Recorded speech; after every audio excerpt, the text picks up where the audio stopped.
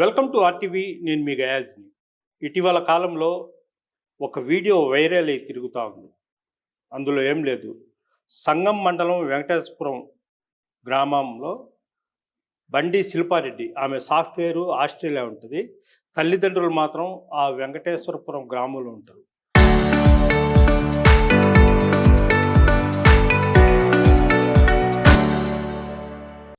మా తల్లిదండ్రులకు ప్రాణహాని ఉంది, ఏ క్షణంలోనే ఏమైనా జరగవచ్చు, కాపాడాలి అన్నట్టు కంటతడి పెడుతూ ఒక వీడియో విడుదల చేసింది. ఆస్ట్రేలియాలో ఉండే ఉద్యోగం చేసుకుంటూ ఆస్ట్రేలియాలో ఉండే ఆమె ఆ తల్లిదండ్రుల కోసం నేరుగా ఇండియాకే వచ్చేసింది. ఆ తల్లిదండ్రులకు ఏమవుతారో, ఎవరు ఏం చేస్తారో అనేది. ప్రస్తుతం అసలు ఏం జరిగింది, ఎందుకు ఆమె భయపడతా ఉంది, ఎవరు ఆ తల్లిదండ్రులను చంపాలని ప్రయత్నం చేస్తున్నారనే విషయాన్ని తెలుసుకునేందుకు బండి శిల్పారెడ్డి సాఫ్ట్వేర్ మనతో ఉన్నారు. ఆమెతో మాట్లాడు. నమస్తే అమ్మా. అసలు ఎందుకు మీరు ఆ వీడియో చేయాల్సి వచ్చింది? అసలు ఏంటి మీ భయం ఏంటి? సార్ భయం ఏంటంటే, నా పేరు శిల్ప. నేను already I'm computer science graduate. నేను సాఫ్ట్వేర్గా వర్క్ చేస్తాను, ఆస్ట్రేలియాలో ఉంటాను. అండ్ రీసెంట్గా ఒక 1.5 ఇయర్ నుంచి మా ఇల్లు కూల్చేస్తాము అని మాకు థ్రెట్స్ ఉన్నాయి. కానీ నేను ప్రతిదీ లీగల్గా ఫైట్ చేసుకుంటూ వచ్చాను. కానీ ఆఖరికి ఎట్లయిందంటే, ఇది మా ఇల్లు ఒకటే కాదు, ఇది ఒక ఊరిలో మొత్తం 20 నుంచి 30 ఇల్లు దాకా ఉన్నాయి. 30 ఇల్లులకి లేని ఏ రూలు నా ఇంటికి మాత్రమే ఉంది. మా ఇంటిని వెలివేసి, మరి ఇప్పటి నుంచి కాదు, మా ఇంటిని ఒక ఒక సంవత్సరం నుంచి వెలివేసి, ఊర్లో మా అమ్మ మా నాన్నతో ఎవరు మాట్లాడకుండా బెదిరించి, వాళ్ళిద్దరిని మాత్రమే చేసి, టార్గెట్ చేసి వాళ్ళని లేకుండా చేయాలని చూస్తున్నారు. దీనికి పూర్తి కారణము మా ఇంటి ఎదురుగా ఉండే బాణా శ్రీనివాసరెడ్డి, మా ఇంటి వెనక పక్క ఉండే కొంకల కృష్ణారెడ్డి. వాళ్ళిద్దరూ కూడా ఇప్పుడు మేము ఏ ఊర్లో ఉంటామో అదే ఊర్లో వాళ్ళు కూడా ఇల్లు కట్టుకొని ఉన్నారు. మా పేరెంట్స్కి థ్రెట్ ఎందుకుంది అంటున్నానంటే, ఇక్కడ మా ఇంటికి కొంచెం దూరంలో హార్డ్లీ ఒక 100 మీటర్స్లో బెంగాల్ నుంచో లేకపోతే బీహార్ నుంచో ఒక 20 to 30 పీపుల్ వచ్చి ఓన్లీ నైట్స్ ఉంటున్నారు. మరి వాళ్ళకి ఇక్కడ ఉండే రైట్ ఎట్లా వచ్చిందో నాకు తెలియదు. వాళ్ళు ఏ నిమిషాన ఏమన్నా చేయొచ్చు. వాళ్ళని అసలు ఎవరు తీసుకొచ్చారో నాకు తెలియదు, ఎందుకు అక్కడ ఉంటున్నారో నాకు తెలియదు. ఆ విషయం తెలిసిన తర్వాతనే నేను వెంటనే ఇక్కడికి వచ్చి చూస్తే, అసలు ఒక ఎంఆర్ఓ ఉన్నారు. నేను ఎంఆర్ఓ గారి దగ్గరికి వెళ్ళి ఒక డాక్యుమెంట్ కోసం వెళ్తే ఆయన అంటారు, సార్ ఇక్కడ ఈ సో అండ్ సో దానికి ఆ డాక్యుమెంట్ వెంకటేశ్వర్లు అని చెప్పి ఇన్ఛార్జ్ ఎంఆర్ఓ గారు ఉన్నారు. ఆ ఎంఆర్ఓ దగ్గరికి నేను వెళ్ళాను. సార్ నాకు ఈ డాక్యుమెంట్ కావాలి అని అడిగితే, సార్ అంటారు, ఆ ఊర్లో ఉండే ఇలా మేము డెమాలిష్ చేసేస్తాం అని అంటారు. డెమాలిష్ ఏంటి సార్ అంటే, మాకున్న ఆర్డర్స్ అంటారు. ఫస్ట్ ఆఫ్ ఆల్ ఆయన రెస్పాన్సిబుల్ బ్యూరోక్రట్ ప్లేస్లో ఉండి కనీసం ఏం జరిగింది లేకపోతే ఏం ఉంది అని ఇన్ఫర్మేషన్ కూడా ఇవ్వకుండా డైరెక్ట్గా ఫర్ ది ఫస్ట్ టైం నన్ను చూస్తున్నప్పుడు స్ట్రైట్ అవే మీ ఇల్లు డెమాలిష్ చేస్తామని మాట్లాడారు. అసలు నాకు అర్థం కాలేదు ఆ రోజు. ఇమ్మీడియట్‌గా నేను వచ్చి హైకోర్ట్‌ని ఆశ్రయించి లంచ్ మోషన్‌లో నేను ఇంటికి ఆర్డర్ తెచ్చుకున్నాను. ఈ ప్రాసెస్ అంతా కూడా అసలు ఎవరు దీని వెనకుండి చేస్తున్నారు? నేను ఒక్కదాన్నే ఇక్కడ ఉంటున్నానా? లేకపోతే అందరూ ఉంటున్నారా? ఫస్ట్ ఆఫ్ ఆల్ నాతో ఎవరికైనా సరే వైరం ఏంటి? మా అమ్మ, మా నాన్న ఇద్దరే ఉంటారు. నేను ఒకటే కూతురిని. మా నాన్న రైతు. ఆయన పొలం మీద ఆయన చేసుకుంటూ ఆయన జీవనాధారం గడుపుకుంటూ ఉంటాడు. ప్రాబ్లమ్ ఏంటో కూడా మాకు తెలియదు. ఇంత ఇంత జరుగుతున్నా సరే కనీసం ఎవ్వరు కూడా గొంతెత్తి మాట్లాడరు. అందుకే నేను సోషల్ మీడియాని ఆశ్రయించాల్సొచ్చింది. ఇప్పుడు మీరు సాఫ్ట్వేర్‌గా ఆస్ట్రేలియాలో ఎన్ని సంవత్సరాల నుంచి ఉంటున్నారు? 2 ఇయర్స్ నుంచి 2 ఇయర్స్ నుంచి. ఈ సమస్య ఎప్పటి నుంచి స్టార్ట్ అయింది? ఇది 1.5 ఇయర్ నుంచి స్టార్ట్ అయిందండి. అంటే ఈ గ్రామం మొత్తం, ఈ వెంకటేశ్వరం ఈ గ్రామం మొత్తం 4 ఎకరాల 11 సెంట్లలోనే ఉంది. అబ్బా అంటే ఒక 20, 30 ఇళ్ళు ఉంటాయి. అది కూడా బంధుత్వం మీద. ఎందుకు మీ ఫాదర్ మీద టార్గెట్ చేశారు? మీ ఫాదర్‌ని చంపాలన్న ఒక ఇది ఎందుకు వచ్చింది? అది వాళ్ళే చెప్పాలండి. ఇప్పుడు ఇంత ఇష్యూ అయింది కాబట్టి వాళ్ళే చెప్పాలి. మాకైతే కారణం కూడా తెలియదు ఎందుకనేది. ఇంత ఇంత కక్ష పెంచుకోవడానికి కారణం ఏంటో నాకు తెలియలేదు. ఎందుకంటే నేను ఒకటే అమ్మాయిని మా పేరెంట్స్‌కి. మా మీద ఇంత కక్ష ఎందుకు? నేనేమన్నా చేశానా? నేనేమన్నా మిమ్మల్ని చేశానా? లేకపోతే మీకేమన్నా హాని చేయాలని ఎప్పుడన్నా కనీసం ప్రయత్నించానా? ఎందుకు నా మీద ఇంత కక్ష అనేది తెలియాలి. ఏ రోజు కూడా నేను వాళ్ళతో ఎదురుపడి మాట్లాడింది లేదు. లేకపోతే వాళ్ళని ఒక మాట అన్నది కూడా లేదు. ఎందుకు ఇంత కక్ష మా మీద? ఇంత దూరం ఇది ఎందుకు వచ్చిందనేది నేను ఈ వేదికగా అడగదలుచుకుంటున్నాను. ఎందుకు మా మీద ఇంత కక్ష? అంటే ఈ గ్రామంలో మీరే ఈ ఇరిగేషన్ స్థలంలో కట్టుకున్నారా? మొత్తం ఇరిగేషన్‌లో ఉందా? సార్ ఇది గవర్నమెంట్ ల్యాండ్ సార్. ల్యాండ్ మొత్తం టోటల్ ఉంది. కానీ మేమిక్కడ ఆల్మోస్ట్ ఒక 40-50 ఇయర్స్ నుంచి ఉంటున్నాం. అది గవర్నమెంట్ గుర్తించి కాంగ్రెస్ గవర్నమెంట్ ఉన్నప్పుడు జియో పాస్ చేసి ఇందిరం మిల్ అని అందరికీ, ఇందిరం మిల్ అని చెప్పి అందరికీ ఇచ్చారు దాన్ని. మాకొక్కరికే కాదు, ఊరు మొత్తంకి సేమే ఉంది. దాని తర్వాత మేము ఇక్కడ ఉంటున్నాం ఆల్రెడీ 20 ఇయర్స్ నుంచి మా పేరెంట్స్ ఉంటున్నారు. ఉన్నప్పుడు ఆల్రెడీ మాకు ఇల్లు ఉన్నది. ఉన్న ఇల్లునే చిన్న మేము చిన్న ఇల్లు ఉండింది. చిన్న ఇల్లు చిన్న ఉన్నది. ఇల్లు ఉంది. అది కష్టపడి మొత్తం మళ్ళీ కరెక్ట్. చిన్న ఇల్లు ఉన్నది. అది వాటర్ అది కొంచెం ఇల్లు సరిగా లేక వాటర్ వర్షం పడినప్పుడు వాన అదంతా పడుతుంటే మేము దాన్ని రెనోవేట్ చేసుకొని ఇప్పుడు ఉంటున్న ఇల్లు కట్టుకుంటున్నాం. ఇల్లు కట్టుకోవడం మొదలుపెట్టిన దగ్గర నుంచి నాకు తెలియదు ఏం జరుగుతుందో. ఒక ఆడపిల్ల మీ కళ్ళ ముందర ఎదగడం మీకు నచ్చలేదా? లేకపోతే మీ కాళ్ళ దగ్గరికి వచ్చి మీ దగ్గర పర్మిషన్‌లు తీసుకోవాలా? నాకు తెలియదు. ఎందుకు మీరు ఇంత దారుణాన్ని అంటే ఒక ఇల్లు అంటే ఓన్లీ ఇటుక, సిమెంటు, మట్టే కాదండి. ఒక తండ్రి కష్టం, ఒక తల్లి బాధ, మా బోటోళ్ళ ఎంతో మంది సంవత్సరాల కృషి ఉంటది. అంత ఈజీగా ఇల్లులు పడగొట్టేయగలరా? అంత ఈజీయా? అంటే ఇక్కడున్న ప్రతి గవర్నమెంట్ ఆఫీసర్‌ని కూడా నేను అడగదలుచుకున్నాను. మీ అందరికీ తెలియదా సార్ ఇది అన్యాయం జరుగుతుందని? నాతో మాట్లాడిన ప్రతి ఒక్క బ్యూరోక్రాట్ నాతోనే స్ట్రెయిట్‌గా చెప్పారు. అమ్మా ఇది నన్ను ఇన్‌ఫ్లూయెన్స్ చేస్తున్నారు. మా ఉద్యోగాలు పోతాయి అని చెప్పి నాతో డైరెక్ట్‌గా చెప్పినారు.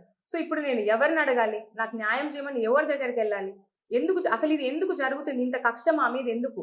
ఒంటరి ఫ్యామిలీని చేసి మా మీద ఇంత కక్ష కట్టాల్సిన అవసరం ఏందసలు? మేమేమన్నా తప్పు చేశామా? అన్యాయం చేశామా? ఏం చేశామని నాకు కారణం కావాలి సార్ ఖచ్చితంగా. ఇప్పుడు ఒకటమ్మా, మీరు ఆస్ట్రియాలో ఉద్యోగం చేసుకుంటే హ్యాపీగా ఉన్నారు. సడన్‌గా ఉద్యోగం కూడా మానేసి ఇక్కడికి వచ్చేయడము కారణం కేవలం తల్లిదండ్రుల కోసమేనా? 100% సార్. ఎందుకంటే ఇంత దూరం వాళ్ళు నన్ను చిన్నప్పటి నుంచి పెంచి, చదివించి ఈరోజు నేను ఇలా కూర్చొనున్నానంటే దానికి వాళ్ళే కారణం. ఈరోజు వాళ్ళకంటూ ఒక కష్టం వచ్చినప్పుడు నేను లేకపోతే ఇక నేను ఏం చూసి, ఏం సాధించి, ఏం సుఖమన్న ఒక ఉద్దేశంతోనే నేను ఈరోజు ఇక్కడున్నాను. ఇప్పుడు ఇరిగేషన్ శాఖ వాళ్ళ కంప్లెయింట్ గాని, అదేవిధంగా పోలీస్‌కి ఇట్లా ఈ విధంగా థ్రెట్ ఉంది మా తల్లిదండ్రులకి ఏమైనా మీరు కంప్లెయింట్ చేశారా? సార్ ఇరిగేషన్ వాళ్ళకి డే 1 నుంచి కూడా వాళ్ళే నన్ను బతిమలాడుతున్నారు. స్ట్రెయిట్ అవే బ్యూరోక్రాట్స్‌కి ఏం కర్మ సార్ నన్నొచ్చి మేడం మాకు తెలుసు మేడం మీరే మేడం అని చెప్పి ఐ హావ్ ఆన్ రికార్డ్ ఒక ఇరిగేషన్ ఆఫీసర్ మాట్లాడింది. ఇలా జరుగుతుందమ్మా ఈ బాణా శ్రీనివాస్ రెడ్డి అనే అతను మమ్మల్ని ఇబ్బంది పెడుతున్నారు. మా ఉద్యోగాలు పోతాయని మాకు భయమేసింది. అందుకే మాకు ఇది చేయడానికి ఇష్టం లేకపోయినా చేస్తున్నామని ఆన్ రికార్డ్ ఒక బ్యూరోక్రాట్ డైరెక్ట్‌గా నాతోనే చెప్పాడు. అండ్ 1½ ఇయర్ నుంచి నేను ఒక చిన్న కంప్లెయింట్ పెట్టలేకపోతున్నానండి ఈ లోకల్ పోలీస్ స్టేషన్‌లో. పోలీస్ స్టేషన్‌కి కంప్లెయింట్ కోసం మేము ఇక్కడ ఉన్న పోలీస్ స్టేషన్‌కెళ్ళాము, డీఎస్పీ ఆఫీస్‌కెళ్ళాము, నెల్లూరులో ఉన్న ఎస్పీ ఆఫీస్‌కెళ్ళాము. మా వల్ల కాక కనీసం మేము ప్రైవేట్ కంప్లెయింట్ ఫైల్ చేస్తే ఆ ప్రైవేట్ కంప్లెయింట్ కూడా ఫాల్స్ కంప్లెయింట్ అని పోలీస్ ఆఫీసర్ రాస్తున్నారు. అంటే కోర్ట్‌ని కూడా లెక్క చేయటం లేదు. కోర్ట్ మీకు కంప్లెయింట్ ఫైల్ చేయండి అని ఇస్తే కూడా దాన్ని ఫాల్స్ కేస్ అని రాసి పంపిస్తున్నారంటే దాని ఉద్దేశ్యం ఏంటి? ఉద్దేశ్యం ఏంటంటే నా దగ్గర సీసీటీవీ ఫుటేజెస్ సహా ఉన్నాయి. ఎవరైతే ఆ పోలీస్ ఆఫీసర్ ఉన్నారో ఈ బాణా శ్రీనివాస్ రెడ్డి అనేవాని ఇంటికి ఆయన దివాళీ రోజు క్రాకర్స్ తీసుకొనొస్తాడు. యూనిఫార్మ్ యేసుకొని ఇంకా పోలీస్ జీప్‌తోని. అంటే he is a public servant. పబ్లిక్‌కి సర్వ్ చేయట్లేదు. ఎదురుగున్న బాణా శ్రీనివాస్ రెడ్డికి సర్వ్ చేస్తున్నాడు. న్యూ ఇయర్ రోజు కేక్ తీసుకొనొస్తాడు. ఇవన్నీ కూడా నేను ఆ ఎస్ఐ గారిని ఇదే వేదికగా అడగదలుచుకున్నాను. సార్ ఇదంతా మీరు ఎవరి డబ్బులతో చేస్తున్నారు సార్? మాలాంటి చదువుకున్నోళ్ళు మేము కష్టపడి సంపాదించి టాక్స్ పే చేస్తే మీకొస్తున్న జీతంతోని మీరు ఇలా అలాంటి వాళ్ళకి సపోర్ట్ చేస్తున్నారు. కనీసం మీకు తెలియదా సార్ ఇది న్యాయమా? అన్యాయం అనేది? అలా చెయ్యొచ్చా అసలు? కోడ్ ఆఫ్ కాండక్ట్ అని ఒకటి ఉంటది అని మీకు అర్థమవుతుందా? ఒకటి బాణా శ్రీనివాసులు రెడ్డి అని అతన్ని కూడా అడిగాం మేము.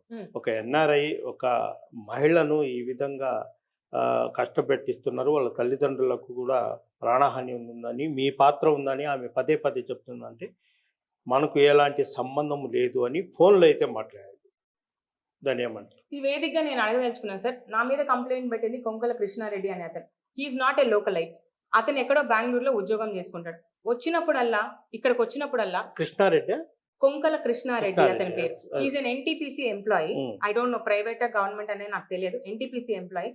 ఆయన ప్రతిసారి కంప్లెయింట్ రాస్తాడు. ఇక్కడికొచ్చినప్పుడే రాస్తాడు. అక్కడ ఉన్నప్పుడు ప్రాబ్లమ్ లేదా సార్?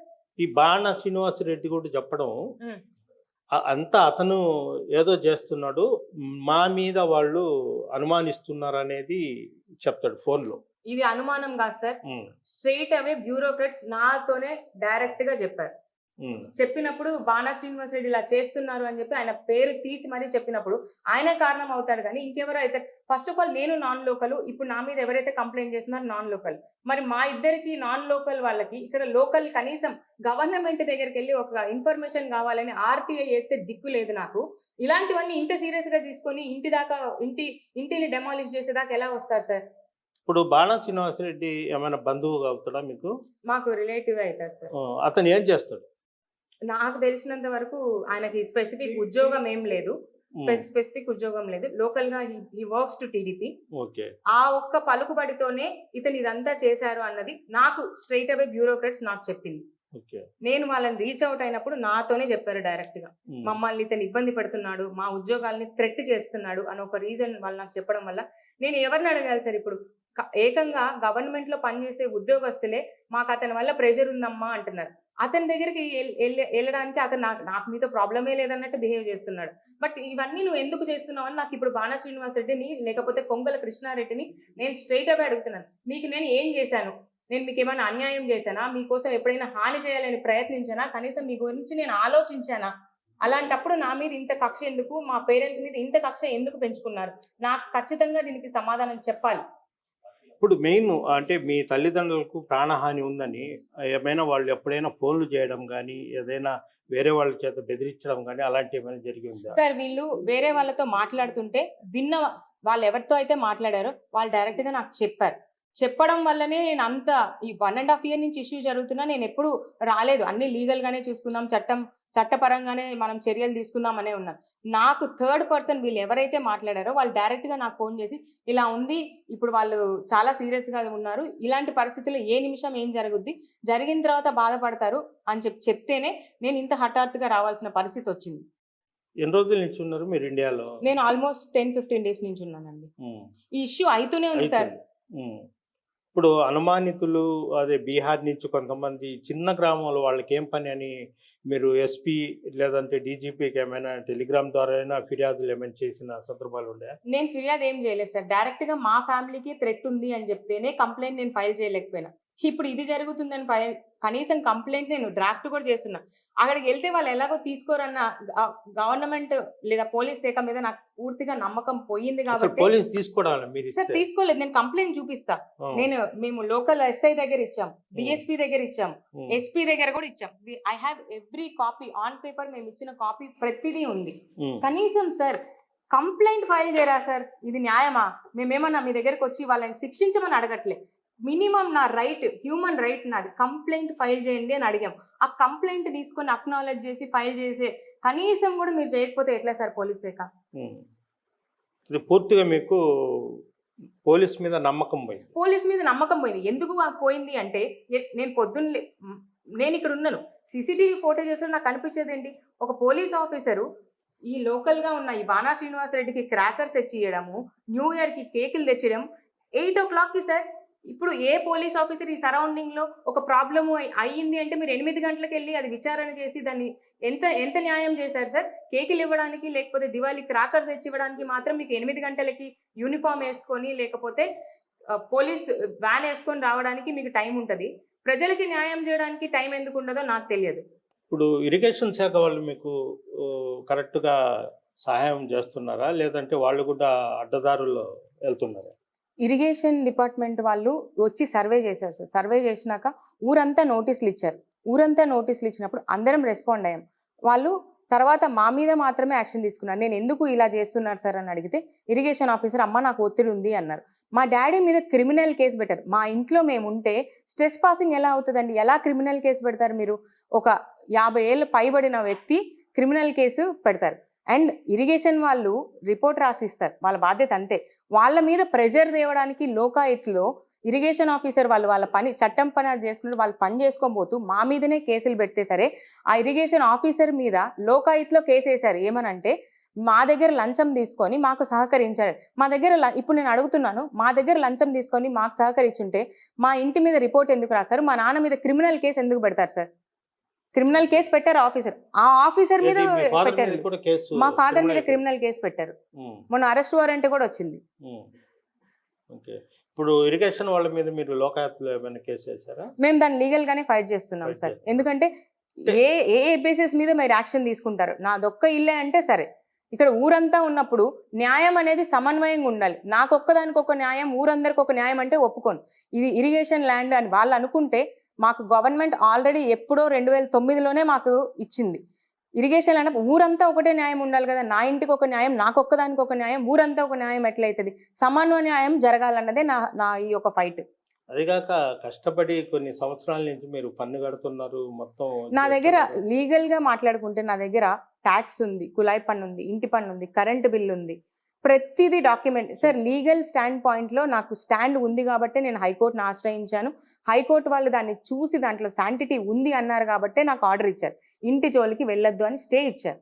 ఇప్పుడు టోటల్ మీద మీరు అనుమానించడం దీని వెనకాల అంటే అధికారులు పని చేయకపోవడము, దీని వెనకాల మొత్తం మీరు ఒక వీడియో చేశారు. ఆ వీడియోలో కూడా ఏం చెప్పారంటే ఒక చోటా గల్లీ నాయకుడు ప్రోత్సాహంతోనే మొత్తం ఇదంతా చక్రం తిప్పుతున్నారు అనేది.